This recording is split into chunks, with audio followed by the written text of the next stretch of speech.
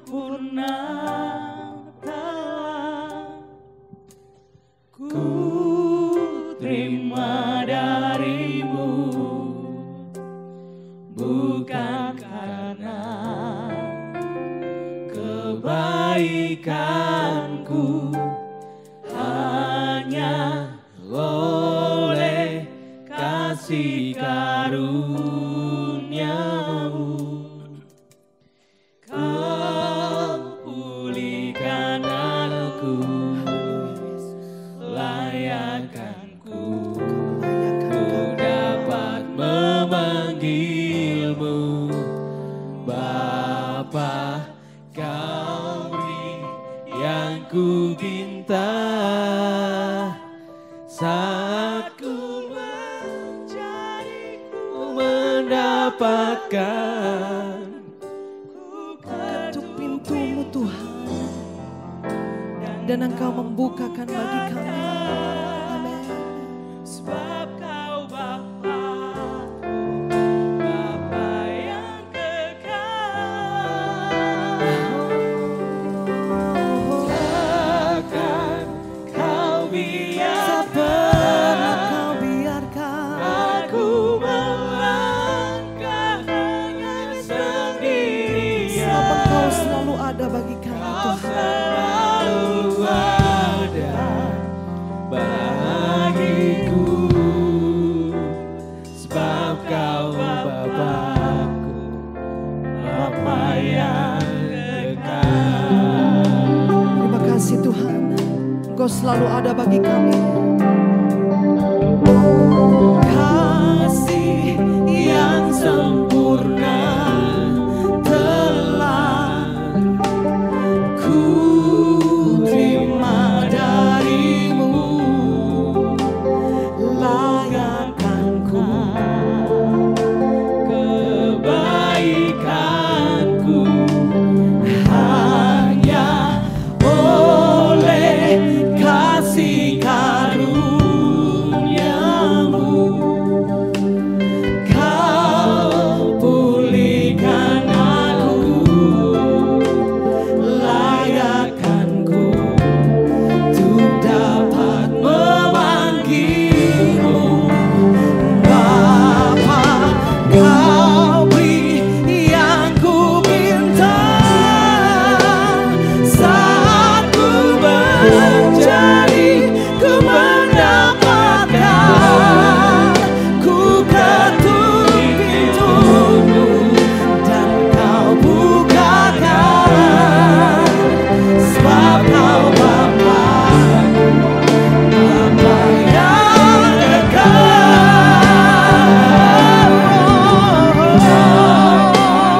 Kau biarkan aku melangkah hanya sendirian. Kau selalu ada bagiku, sebab Kau Bapakku, Bapa yang kekal. Kau beri yang ku minta Tuhan, yang ku minta saat kami mencari ku mendapatkan.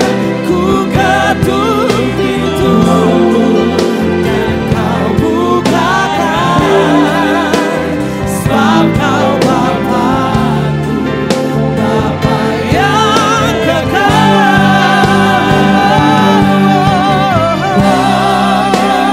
Kau biarkan Pada Bapa aku melangkah hanya sendirian. Kau selalu ada bagiku, sebab Kau Bapakku, Bapa yang kekal.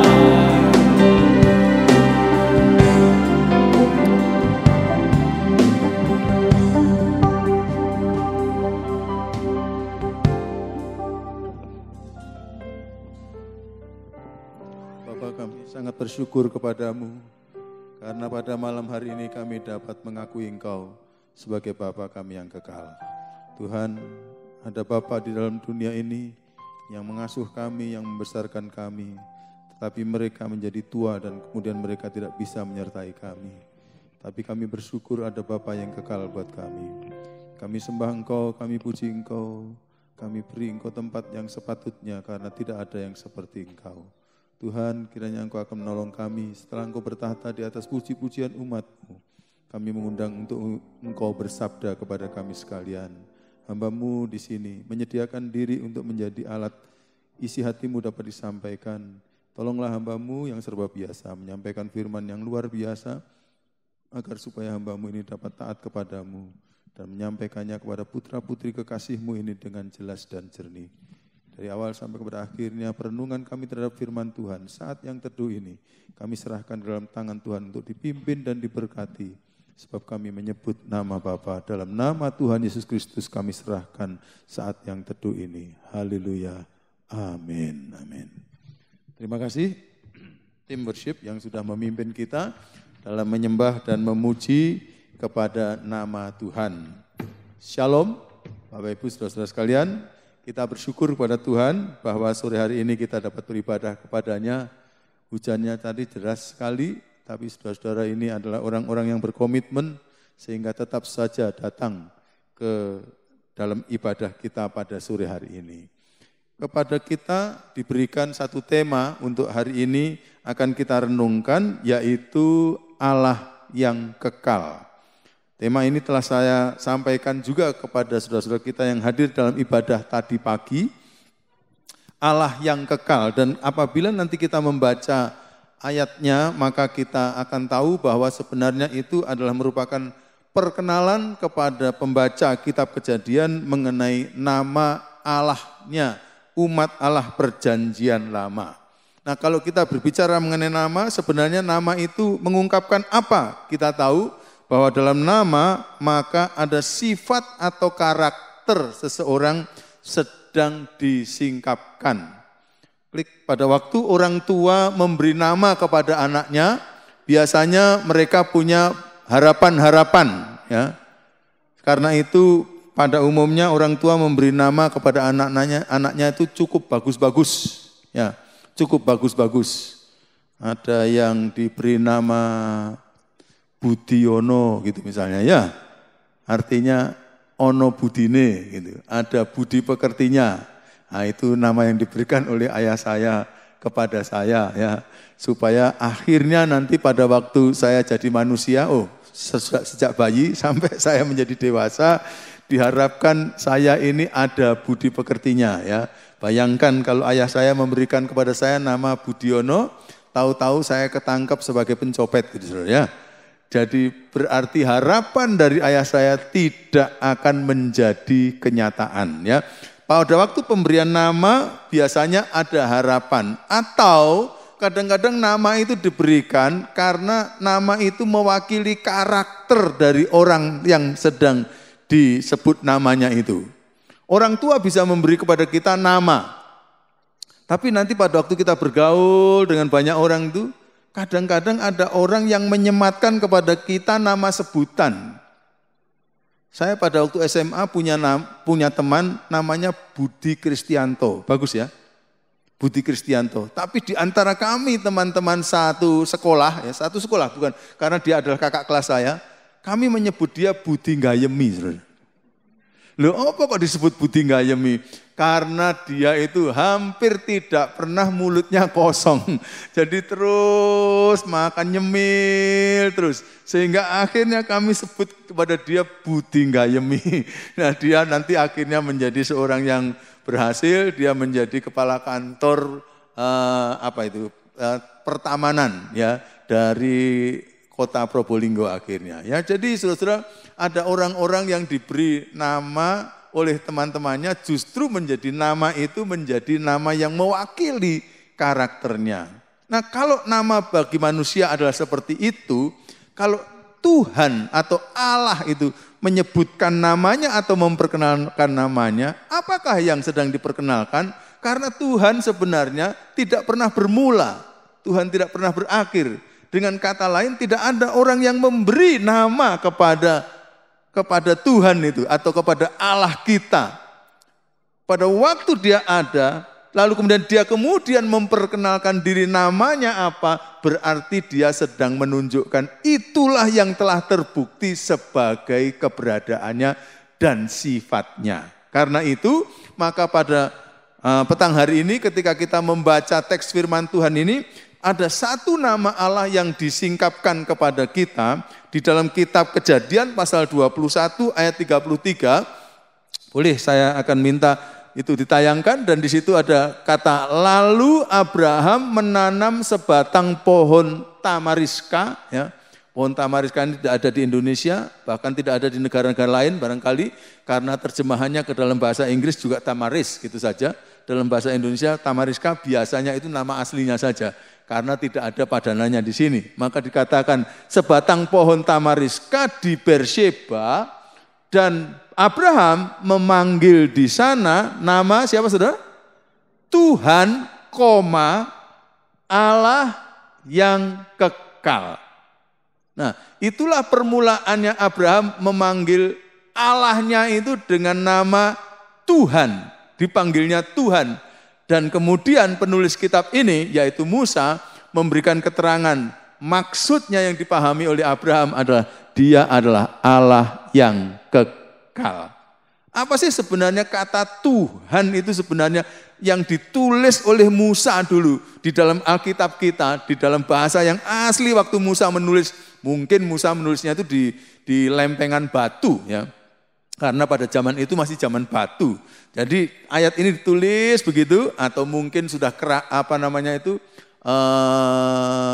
seperti genteng gitu, apa itu namanya? Istilah tanah liat, di tanah liat, lempengan tanah liat. Tulis memanggil nama Tuhan. Nah, kata Tuhan itu ditulis oleh Musa YHWH.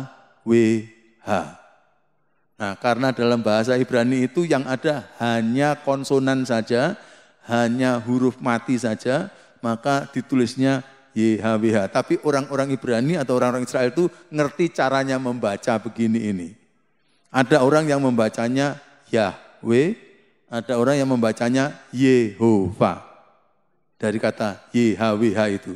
Nah, perhatikan saudara, barangkali di sini saya ingin sedikit memberikan keterangan, ya, mengenai sebutan dalam Alkitab kita ini, karena dalam bahasa Indonesia ini kadang-kadang kita agak rancu menggunakan istilah Tuhan dan menggunakan istilah Allah. Dalam Alkitab Perjanjian Lama, kalau disebut dengan kata Allah, itu sebenarnya tidak sedang menyebut namanya. Allah itu menyatakan bahwa dia itu adalah tingkatannya ilahi. Dari kata Allah, ilahi. Bandingkan dengan insani kita, manusia ini.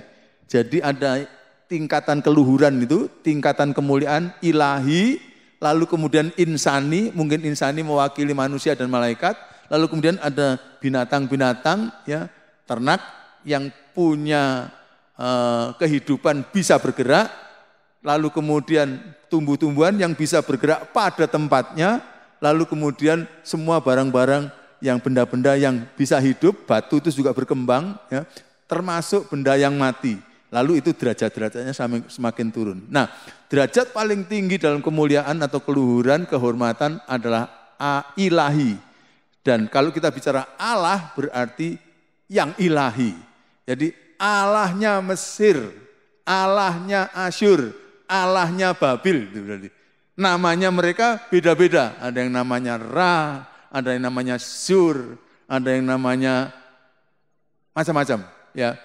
Nah, Allahnya umat Allah Perjanjian Lama itu tidak disebut oleh mereka, tapi dia menyatakan diri, namanya siapa itu. Nanti kemudian ada banyak gelarnya di dalam sepanjang Alkitab dari Allah itu yang kita sembah sekarang, ya. Itu banyak gelarnya sampai Perjanjian Baru kita misalnya dapatkan Immanuel dan sebagainya, ya. Itu adalah nama, gelar. Tapi pada awalnya ketika menyatakan dirinya namanya adalah YHWH. Nah, nama ini sedang mengindikasikan apa? Nama ini adalah nama pribadi dan kehormatan bagi Allah.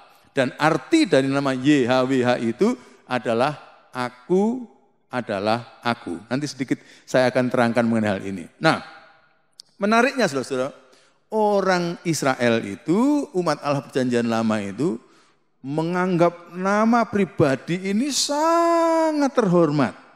Sehingga karena itu mereka tidak pernah menyebut nama Yahweh itu keluar dari mulutnya orang Israel, itu enggak pernah. Yehova itu tidak pernah keluar dari mulutnya orang Israel. Karena menyebut nama kepada yang sangat dihormati itu kurang ajar. Itu tidak sopan. Karena itu maka mereka menyebutnya setiap kali mereka ketemu dengan huruf ini, YHWH gitu, mulutnya akan mengatakan Adonai gitu. Karena sangat menghormati.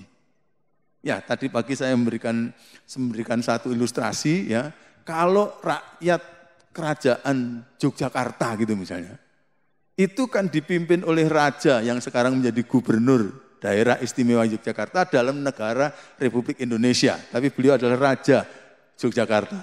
Beliau mempunyai nama misalnya, nama kecilnya siapa, tapi nama gelarnya adalah Hamengku Buwono ke-10. Artinya yang mangku bumi gitu. Makanya dulu di Solo juga ada yang punya nama Mangku Bumi. Itu artinya kan sama ya, Hamengku Buwono. Tapi orang Jogja tidak pernah sama sekali mengeluarkan dari mulutnya kata Hamengku Buwono, saya mau bertanya kepadamu. Enggak pernah. Itu nanti ditempeleng oleh prajuritnya. Karena itu cara enggak wajar. Bagaimana cara mereka menyebut kepada Hamengku Buwono? Misalnya mereka akan Sinuwun, Kanjeng Gusti, nah enggak pernah menyebut namanya.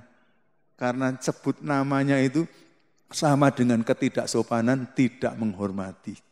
Demikianlah orang-orang Israel, orang-orang umat Allah perjanjian lama itu sangat menghormati Allah. Mohon maaf, saya katakan orang Israel tidak pernah akan menyanyi dengan jinglak-jinglak mengatakan Yehova Jireh, enggak pernah. Kata Yehova pertama-tama enggak akan keluar dari mulutnya sambil jinglak-jinglak, bagi mereka agak kurang menghormati. Perhatikan, orang Israel itu begitu menghormatinya sehingga ketika tulisan-tulisan perjanjian lama itu nanti kemudian disalin oleh penyalin-penyalin kitab suci perjanjian lama. Tiap kali mereka mau menyalin kata YHWH itu, mereka mesti basuh tangan dulu, bukan karena corona. Ya. Mereka basuh tangan, cuci tangan, lalu kemudian berdoa sebentar, lalu kemudian setelah itu khusus untuk menulis YHWH, mereka akan sambil berdiri dan dituliskan dengan tinta yang baru, tinta yang lama dibuang, lalu diganti dengan tinta yang baru dan ditulis YHWH. Wow, luar biasa ya. Kadang-kadang kita kalau dibandingkan dengan umat Allah di perjanjian lama itu, kadang-kadang agak kurang ajar juga kepada Allah kita. Satu hal yang saya bisa pelajari, hormat mereka kepada Tuhan itu luar biasa. Moga-moga kita juga punya hormat di hati kepada beliau seperti itu. Karena apa?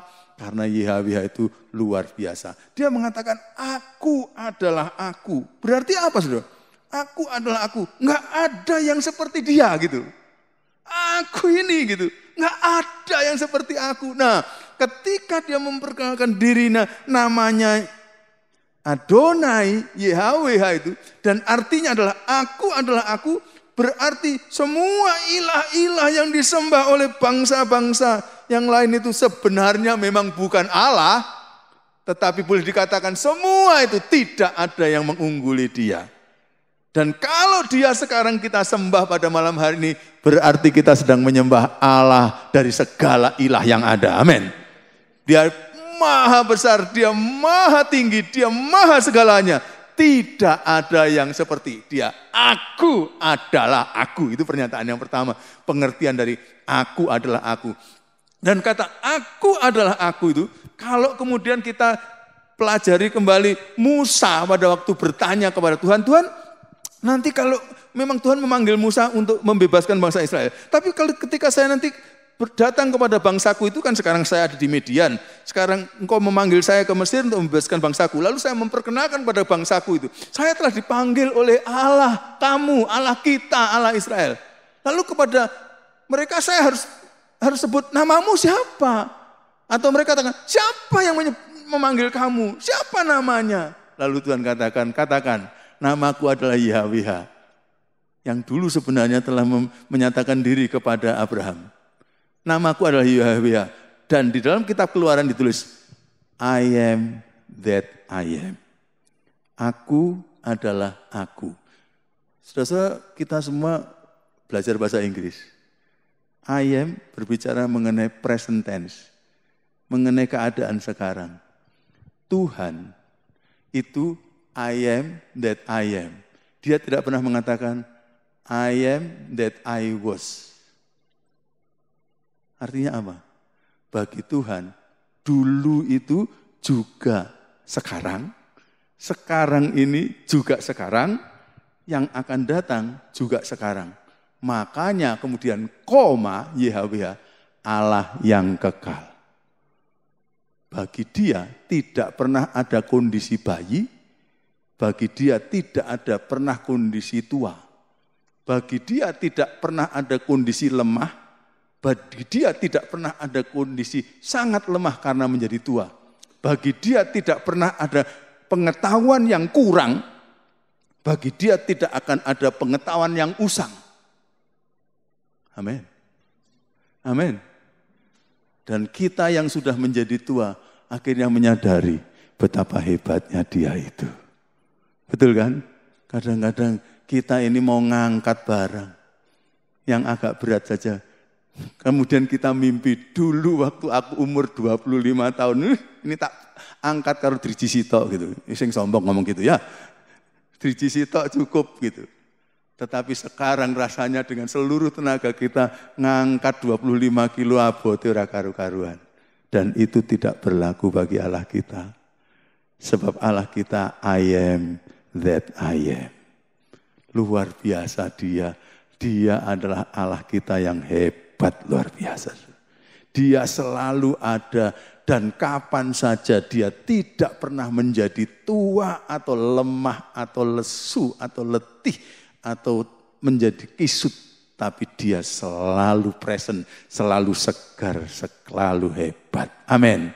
Dan dia yang ada di sini juga adalah dia yang seperti itu. Dengan mengatakan, I am that I am. Saya adalah saya. Aku adalah aku dalam segala macam keadaan.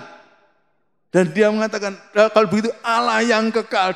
Karena dia adalah Allah yang kekal, apa saja yang dia bisa perbuat atau apa saja yang menjadi kekuatannya Allah kita yang seperti itu, otomatis karena dulu dia ada dalam keadaan present, sekarang dia ada dan dia terus akan ada, maka berarti dia itu adalah Allah yang maha hadir. Dia selalu ada kapan saja. Karena dia selalu hadir, maka dia Allah yang maha tahu. Amin. Dia maha tahu segala sesuatu. Kita bisa tidak tahu apa yang terjadi 500 tahun yang lalu. Tapi dia maha tahu karena dia hadir di sana. Bahkan dari pernyataannya dia Allah yang kekal, maka kita belum tahu apa-apa. Dia sudah tahu semuanya itu. Corona ini kan berakhir dengan cara bagaimana? Dia maha tahu. Saudara-saudara, ketika saya letakkan semua kondisi-kondisi yang kita hadapi itu. Dan ketika saya menyadari, oh dia maha hadir. Dia juga turut merasakan apa yang sedang kita alami.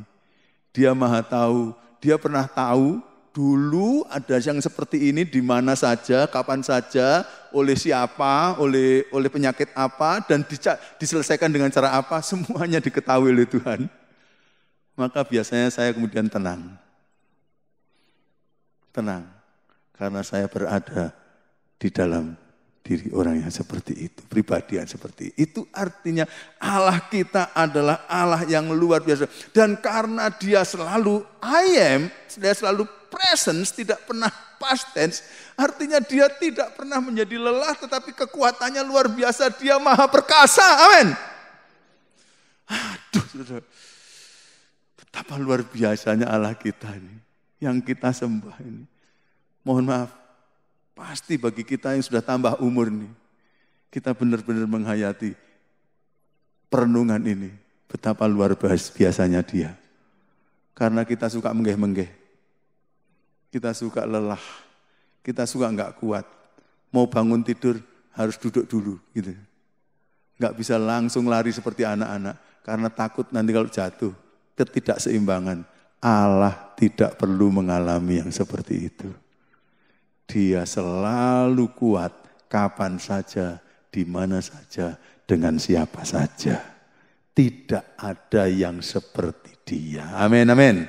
Jadi karena itu kita sedang menyembah kepada Allah yang seperti ini. Bagaimana kemudian Dia memperkenalkan diri lebih lanjut, saudara, dalam sebutan ketika Dia memperkenalkan dirinya itu maha kekal seperti itu, maka kemudian ini Musa ini menulis kitab Kejadian Keluaran itu kira-kira tahun 1700-an Masehi lebih. Ya. Sebelum Masehi maksud saya. 1700 tahun sebelum Masehi. Nanti kemudian ada seorang hamba Tuhan, Nabi, namanya Nabi Yesaya, yang kira-kira melayani di Israel tahun 700-an sebelum Masehi. Jadi kira-kira 1000 tahun lebih sesudahnya, maka Tuhan juga membukakan, menyingkapkan dirinya. Dan ketika si Yesaya diminta untuk menubuatkan penjelmaan dari Tuhan nanti dalam diri pribadi bayi Yesus Kristus. Di Bethlehem itu yang akan kita peringati nanti. Maka 700 tahun lebih sebelumnya Tuhan telah memperkenalkan siapa Dia. Dan itu adalah Allah itu. Dan Dia telah mengubah gelarnya. Dalam Yesaya pasal yang 9 ayat yang kelima dikatakan apa? Demikian, sebab seorang anak telah lahir untuk kita, seorang putra telah diberikan untuk kita, lambang pemerintahan ada di atas bahunya dan namanya disebutkan orang. Apa saudara? Penasihat ajaib, Allah yang perkasa, tadi saya katakan ya, karena maha tahu, Dia bisa menjadi penasihat yang ajaib, karena Dia maha hadir dan Dia tidak pernah tua, maka Dia Allah yang perkasa. Tapi ada pernyataan di sini, Bapa yang kekal. Apa bedanya dengan Kejadian 21 ayat 33? Di sana dikatakan Allah yang kekal. Tapi di Yesaya dijanjikan bahwa Allah yang kekal, yang mengatasi semua Allah itu ternyata menjadi Bapa kita yang kekal. Ada hubungan yang akrab dengan Allah kita. Di Kejadian ditunjukkan kehebatannya, Dia melampaui semua Allah. Di Yesaya 1000 tahun kemudian Dia memperkenalkan diri. Saya yang Allah yang sebelum semuanya ada, saya sudah ada itu. Sekarang menjadi Bapamu.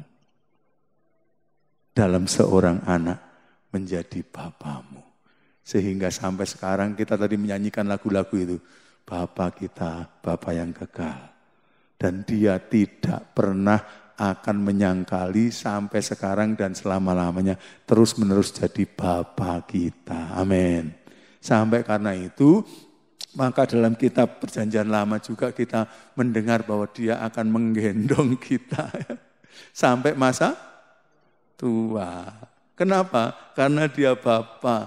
Sampai pada masa tuamu aku tetap menggendong karena ilustrasinya aku adalah Bapamu. Karena itu jangan khawatir. Amin, amin. Jangan khawatir, tetaplah tenang, tetaplah teduh. Karena Allah tetap ada dalam keadaan presence kapan saja. Amin. Nah kemudian saudara-saudara, setelah Musa menulis di dalam kitab Kejadian tadi, pada zaman Abraham, Abraham memanggil nama Tuhan itu, nama Adonai itu, Allah yang kekal. Lalu kemudian Musa menulis sebuah puisi yang dinyanyikan. Dan akhirnya yang ditulis oleh Musa kira-kira 1700 tahun lebih sebelum Masehi itu, nanti kemudian dikumpulkan dengan nyanyian-nyanyian seperti yang dikarang oleh Daud, oleh Salomo dan sebagainya dalam kumpulan kitab Mazmur. Kemudian nanti dijadikan sebuah buku pada tahun 400-an Masehi, berarti 1300 tahun sesudahnya.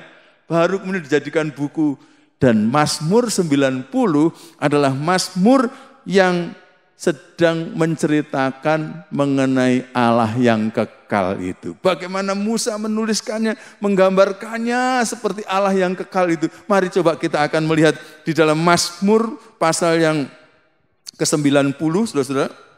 Ke-90 Musa kemudian menulis sebuah mazmur ya. Jadi ini mazmur bukan mazmur Daud ya. Kadang-kadang kita pikir mazmur Daud, bukan, ini mazmur Musa. Berarti dikarang 1700-an tahun sebelum Masehi, tapi kemudian dibukukan tahun 400 sebelum Masehi kira-kira. Nah, dia mengatakan doa Musa abdi Allah itu.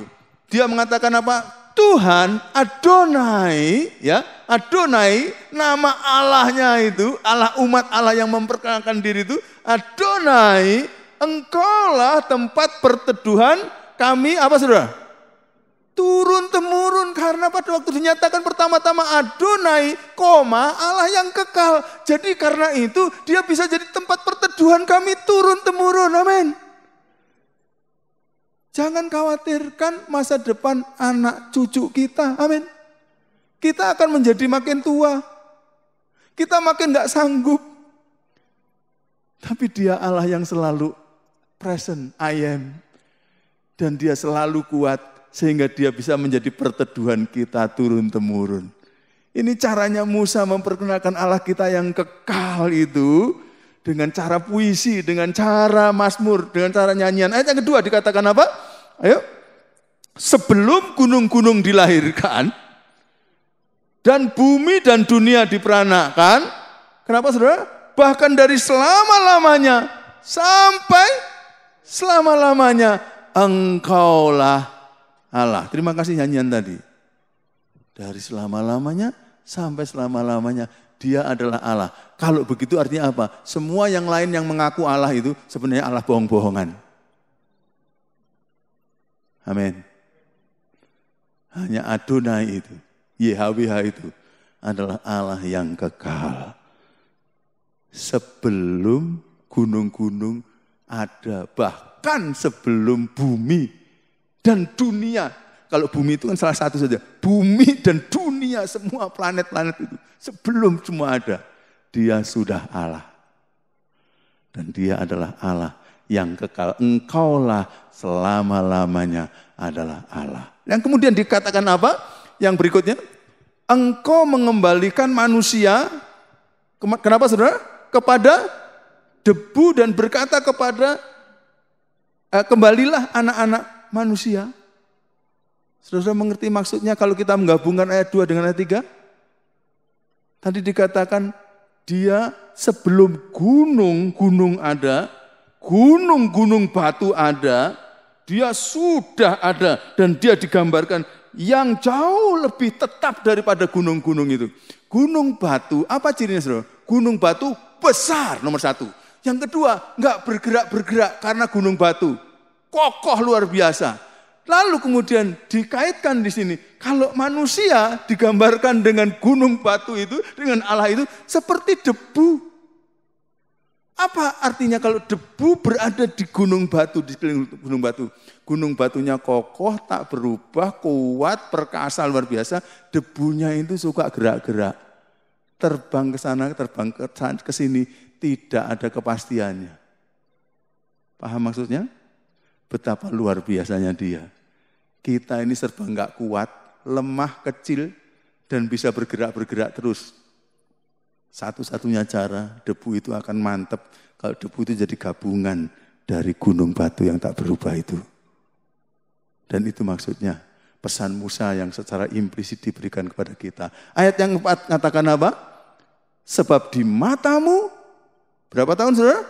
1000 tahun sama dengan hari kemarin apabila berlalu. Atau seperti soal itu giliran jaga pada waktu malam saja. Ganti jaga pada waktu malam. Itu sama dengan 1000 tahun.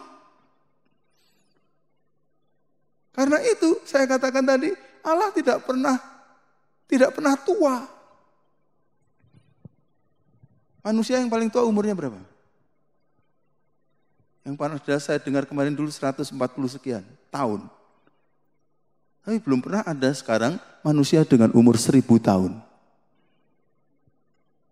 Dan Musa mengatakan 1000 tahun itu bagi Tuhan seperti 1 hari saja lewat.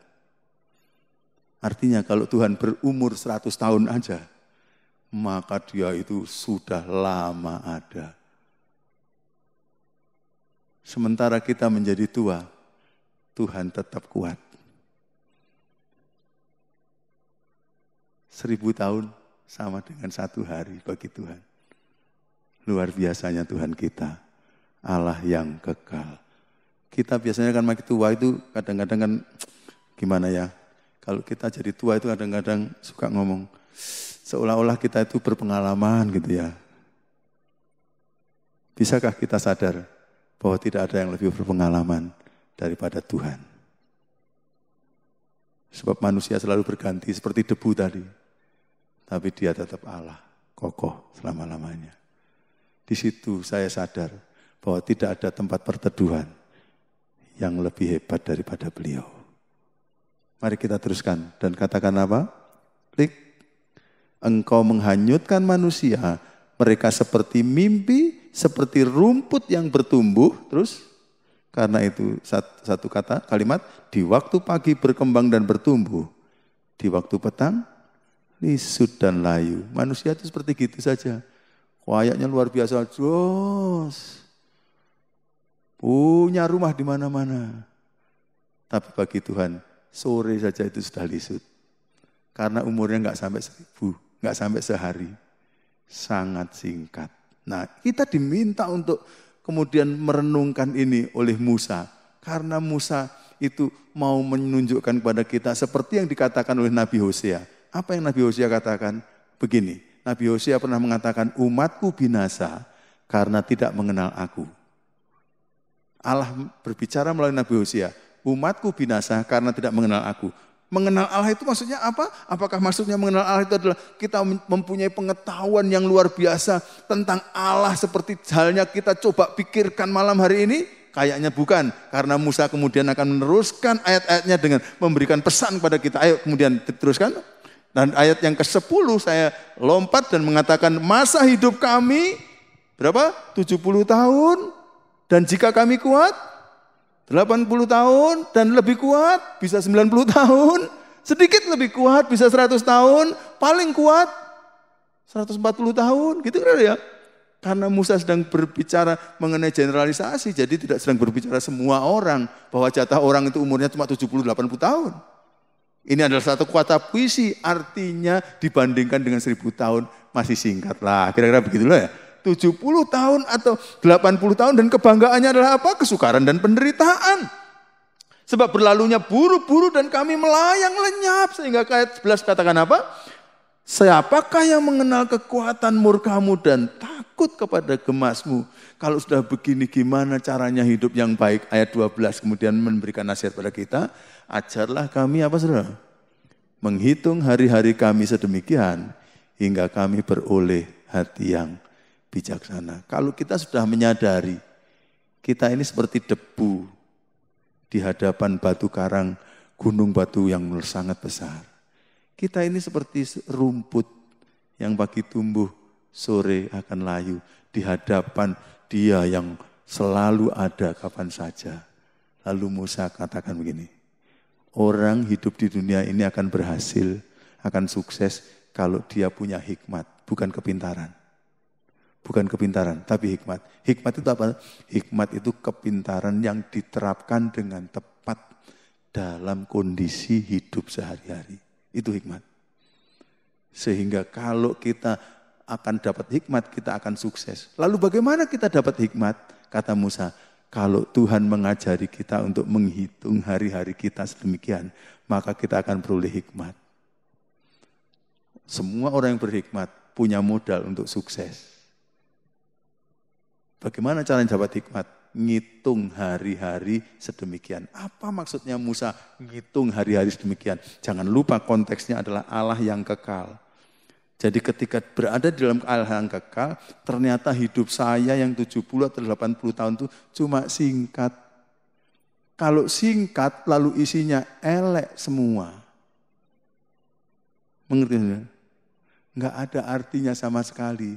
Tapi kalau singkat tapi isinya mentes, isinya buah-buah yang lebat, yang manis, maka itu ada artinya.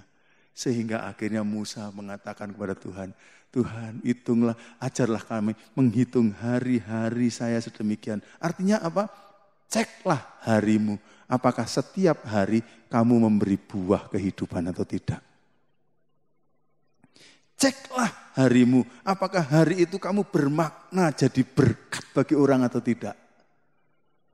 Kalau hari-hari kita tidak bisa menjadi berkat bagi orang lain, sayang kita punya umur 80. Amin. Tapi kalau hari-hari kita adalah hari-hari yang setiap hari kita bisa menjadi berkat bagi orang lain. Jangankan umur 80, umur 50 saja sudah bagus. Karena isinya adalah dimaksimalkan untuk menjadi berkat yang luar biasa. Musa menyadari ketika dia menulis ini kemungkinan dia sedang berada di paruhan ketiga dari umur hidupnya. Musa kan hidupnya 120 tahun ya saudara ya. Musa itu berumur 120 tahun. Secara ringkas 40 tahun itu adalah dia hidup berhasil secara dunia. Karena dia jadi anak angkatnya Firaun. Padahal Firaun waktu itu merajai Mesir, padahal Mesir adalah negara superpower di dunia. Jadi Musa berada di istananya raja superpower di dunia.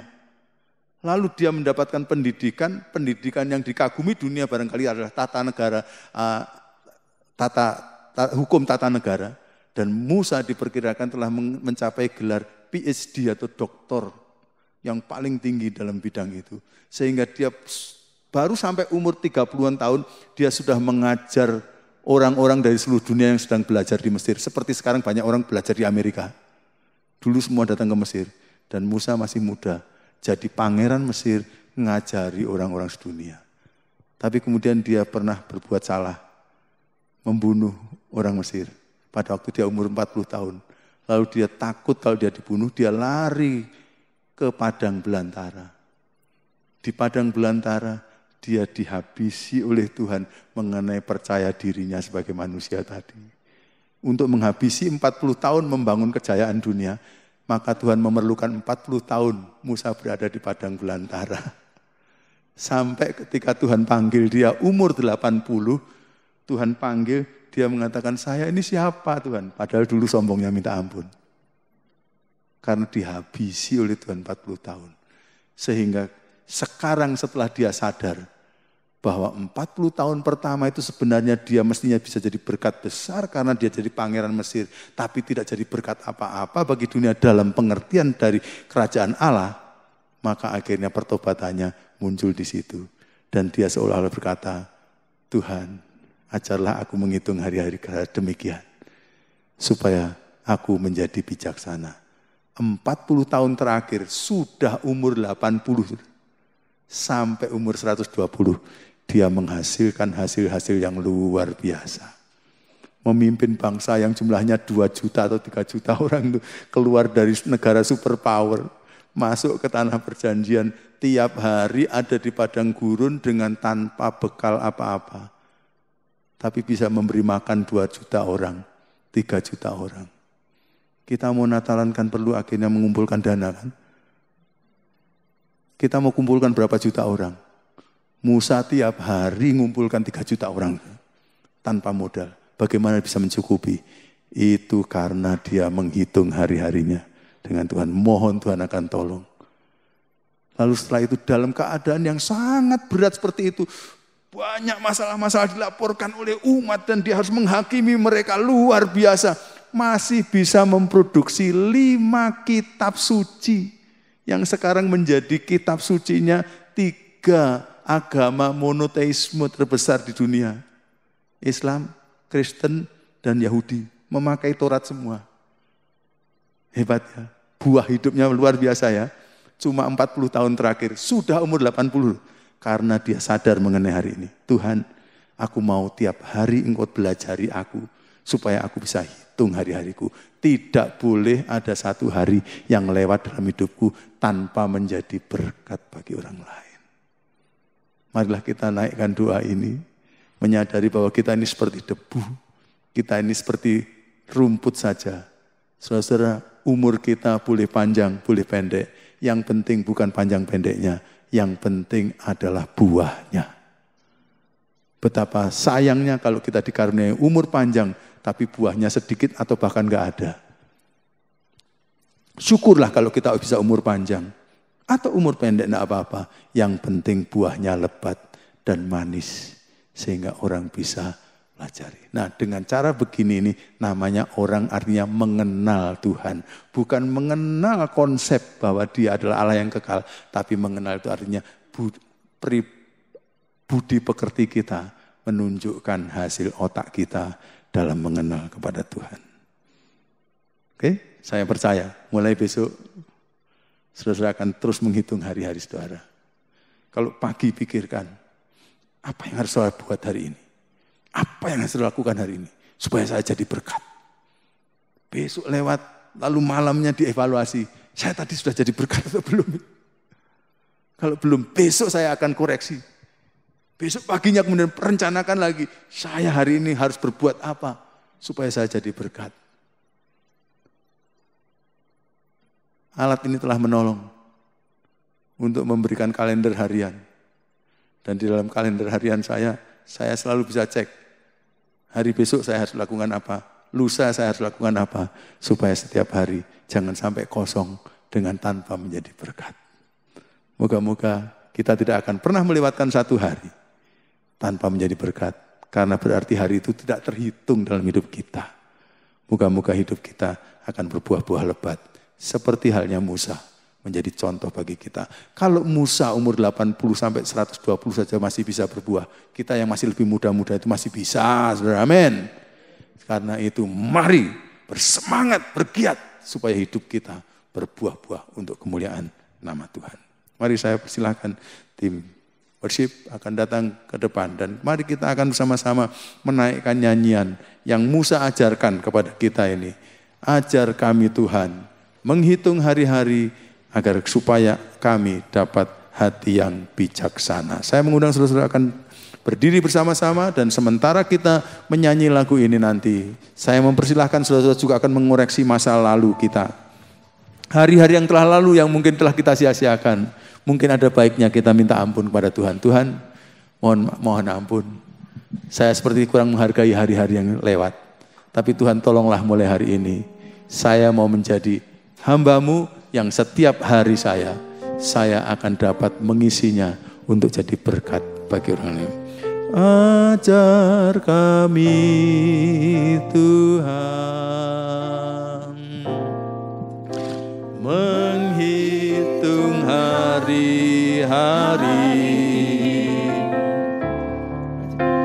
agar kami beroleh hati bijaksana.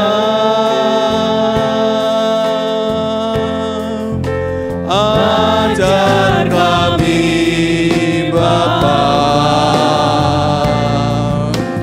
hidup dalam jalan-Mu.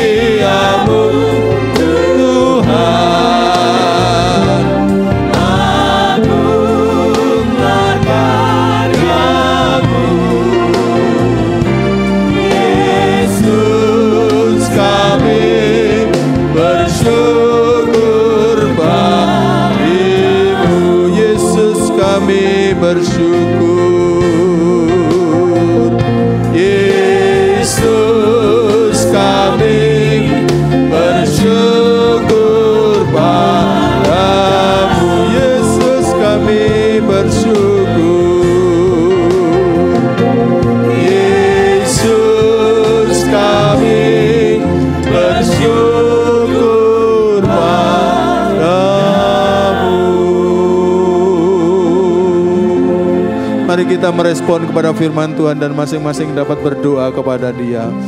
Bapa kami yang di dalam surga, kami sangat mengucap syukur dan terima kasih kepadamu.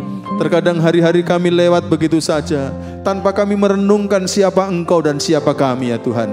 Tapi malam hari ini firman-Mu telah mengajak kami untuk merenungkan siapa Engkau sebenarnya. Tiada Allah yang seperti Engkau. Engkau luar biasa. Engkau adalah Allah yang kekal itu. Engkau tidak pernah menjadi lemah atau menjadi lesu, karena Engkau selalu kuat apa adanya. Karena itu kami memohon kepadamu pada malam hari ini, tolonglah bagi kami sekalian anak-anak-Mu, supaya dalam hidup-hidup kami yang akan datang ini, hidup kami akan dituntun oleh Tuhan. Tidak ada hari tanpa membuahkan buah berkat bagi orang lain. Oleh karena tuntunan Tuhan bagi kami, itulah kerinduan kami. Karena itu kami taruh hidup kami di atas mezbah Tuhan.